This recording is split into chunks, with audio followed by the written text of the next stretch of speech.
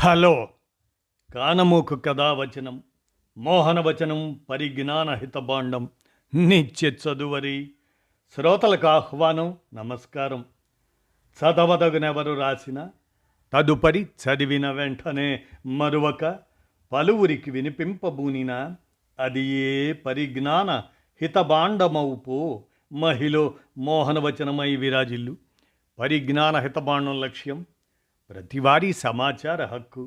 ఆస్ఫూర్తితోనే ఇప్పుడు మహమ్మద్ గౌస్ విరచిత అంశంగా రామ్ ప్రసాద్ బిస్మిల్ 98వ వర్ధంతి నివాళి అంశాన్ని మన కానమోకు కథావచన శ్రోతలకు మీ కానమోకు స్వరంలో ఇప్పుడు వినిపిస్తాను, వినండి. రామ్ ప్రసాద్ బిస్మిల్ 98వ వర్ధంతి మహమ్మద్ గౌస్ విరచితం. ఇక వినండి ఈ అంశాన్ని. ప్రముఖుల జీవిత విశేషాలు శీర్షికన మన కానమోకు కథావచన శ్రోతలకు మీ కానమోకు స్వరంలో వినిపిస్తాను. రామ్ ప్రసాద్ బిస్మిల్ 98వ వర్ధంతి డిసెంబర్ 19, 2025. ఇక వినండి. గోరఖ్పూర్ జైలు. ఆ జైల్లో చీకటి కాలా కోఠరిలో తన ఉరి తేదీ డిసెంబర్ 19, 1927, అంటే 98 సంవత్సరాల క్రితం. ఆనాటి నుంచి కేవలం 3 రోజుల ముందు కాకోరి కుట్ర క్రాంతికారి రామ్ ప్రసాద్ బిస్మిల్ తన ఆత్మకథను రాస్తూ ఉండేవారు. ఆయన రాసిన పేజీలను 3 భాగాలుగా చీకటిలో దాచి ఒక జైలు వార్డర్ ద్వారా రహస్యంగా బయటకు పంపించారు. ఆయన స్వయంగా రాస్తారు ఏమని? ఈరోజు డిసెంబర్ 16, 1927న ఈ పంక్తులు రాస్తున్నాను. డిసెంబర్ 19, 1927 సోమవారం, పౌష కృష్ణ 11, సంవత్ 1984 విక్రం, ఉదయం 6:30 గంటలకు ఈ శరీరాన్ని ఊరి కంబం ఎక్కించే తేదీ నిర్ణయించబడింది. కాబట్టి నిర్ణీత సమయంలో ఈ లోకయాత్ర ముగించుకోవాలి అని బిస్మిల్ రాసిన ఈ ఆత్మకథ హిందీ సాహిత్యంలోని గొప్ప ఆత్మకథల్లో ఒకటిగా పరిగణించబడుతుంది. ఆ పరిస్థితులు ఎంత దారుణమైనవో, ఒకవైపు ఉరి ఉచ్చు, మరోవైపు కఠిన నిఘా అయినా రిజిస్టర్ సైజు కాగితాల మీద పెన్సిల్తో రహస్యంగా తన జీవనగాథను రాసుకుపోయారు రామ్ ప్రసాద్ బిస్మిల్. ఎంత అద్భుతమైన ఆత్మ సంయమనం, మరణం పట్ల ఎంత నిర్భీతి.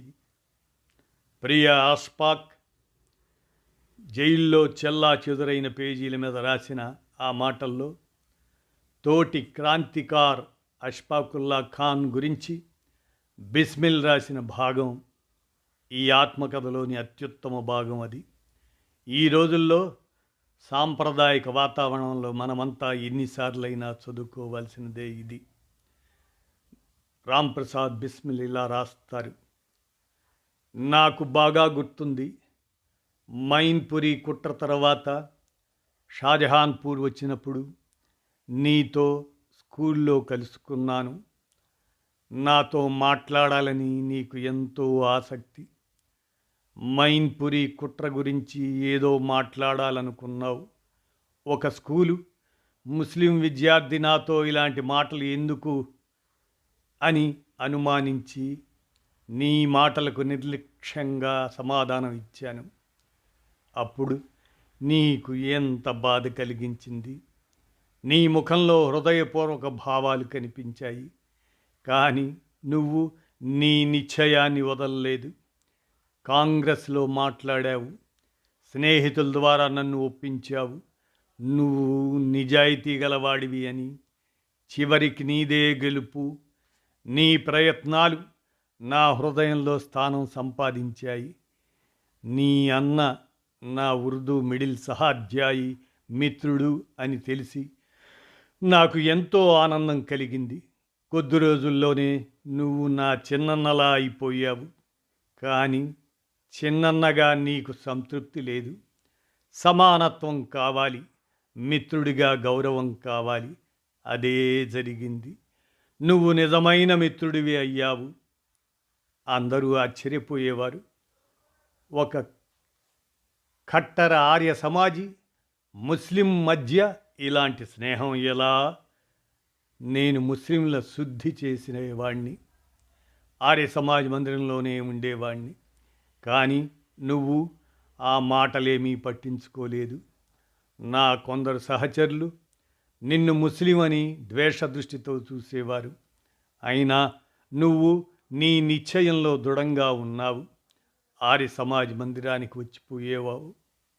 హిందూ ముస్లిం గొడవలు జరిగినప్పుడు నీ మహల్లాలో అందరూ నిన్ను బహిరంగంగా దూషించేవారు, కాఫీర్ అని పిలిచేవారు. కానీ నువ్వు ఎన్నడూ వారి ఆలోచనలతో ఏకీభవించలేదు. ఎల్లప్పుడూ హిందూ ముస్లిం ఐక్యతకు మద్దతుదారుడివి. నువ్వు నిజమైన ముస్లిము, నిజమైన దేశభక్తుడివి. నీ జీవితంలో ఒకే ఆలోచన, ముస్లింలకు ఖుదా బుద్ధి ప్రసాదించాలి, హిందువులతో కలిసి భారతదేశ శ్రేయస్సుకు కృషి చేయాలి. నేను హిందీలో రాసినప్పుడు నువ్వు ఎల్లప్పుడూ అడిగేవాడివి, ఉర్దూలో ఎందుకు రాయవు, ముస్లింలు కూడా చదవడానికి అని. దేశభక్తి భావాలు అర్థం చేసుకోవడానికే నువ్వు హిందీ నేర్చుకున్నావు. ఇంట్లో అమ్మ అన్నలతో మాట్లాడేటప్పుడు నీ నోట హిందీ పదాలు వచ్చేవి. అందరూ ఆశ్చర్యపోయేవారు. నీ హృదయం ఎట్టి అశుద్ధతకు లోను కాలేదు. అయినా శుద్ధి ఎందుకు చేయించుకుంటావు? ఇలాంటి నీ ప్రవృత్తి చూసి చాలామందికి సందేహం, ఇస్లాం విడిచి శుద్ధి చేయించుకుంటాడేమో అని. కానీ నీ హృదయం ఎన్నడూ అశుద్ధం కాలేదు. శుద్ధి ఎందుకు? నీ ఈ ప్రగతి నా హృదయాన్ని పూర్తిగా గెలుచుకుంది. మిత్రుల మధ్య తరచూ మాట వచ్చేది, ముస్లిం మీద నమ్మకం పెట్టి మోసపోకు అని. కానీ నీదే గెలుపు. నాకు నీకు ఎటువంటి భేదం లేదు. తరచూ మనం ఒకే థాలీలో భోజనం చేశాం. నా హృదయం నుంచి హిందూ ముస్లిం భేదం అనే ఆలోచనే పోయింది. నువ్వు నా మీద అచంచల నమ్మకం, అగాధ ప్రేమ పెట్టుకున్నావు. అవును, నా పేరు పిలవలేకపోయావు. ఎల్లప్పుడూ రామ్ అనేవాడివి. ఒకసారి నీకు గుండె జబ్బు, ఆ జబ్బు దాడి వచ్చి స్పృహ తప్పినప్పుడు నీ నోట రామ్, హాయ్ రామ్ అని పదే పదే వచ్చింది. పక్కన ఉన్నవారు ఆశ్చర్యపోయి అల్లా అల్లా అని పిలవమన్నారు. కానీ నీ నోట రామ్ రామ్ రట్టే. అప్పుడు ఒక మిత్రుడు వచ్చాడు. రామ్ రహస్యం తెలిసినవాడు. నన్ను పిలిపించారు. నన్ను చూడగానే నీకు శాంతి కలిగింది. అప్పుడు అందరూ ఆ రహస్యం అర్థం చేసుకున్నారు. చివరికి ఈ ప్రేమ స్నేహం ఫలితం ఏమిటి? నా ఆలోచనల రంగులో నువ్వు కూడా రంగువి. నువ్వు కట్టర క్రాంతికారివి అయ్యావు. ఇక నీ రోజు రాత్రి ప్రయత్నం ముస్లిం యువకుల్లో క్రాంతికారి భావాలు పెంచడం. నీ బంధుమిత్రులందరి మీద నీ ఆలోచనల ప్రభావం పడేలా చేశావు. క్రాంతికారి సభ్యులు కూడా ఆశ్చర్యపోయేవారు, ఒక ముస్లింను ఎలా ప్రముఖ సభ్యుడిగా చేశాను అని. నాతో నువ్వు చేసిన కార్యాలు సర్వశ్లాఘనీయం. నా ఆజ్ఞకు ఎన్నడూ అవజ్ఞ చూపలేదు. భక్తుడిలా నా ఆదేశాలు పాటించావు. నీ హృదయం ఎంత విశాలం, నీ భావాలు ఎంత ఉన్నతం. నాకు శాంతి కలిగించేది ఒక్కటే, నువ్వు ఈ ప్రపంచంలో నా ముఖాన్ని ప్రకాశవంతం చేశావు. భారత చరిత్రలో ఈ సంఘటన బంగారు అక్షరాలతో లిఖించబడుతుంది.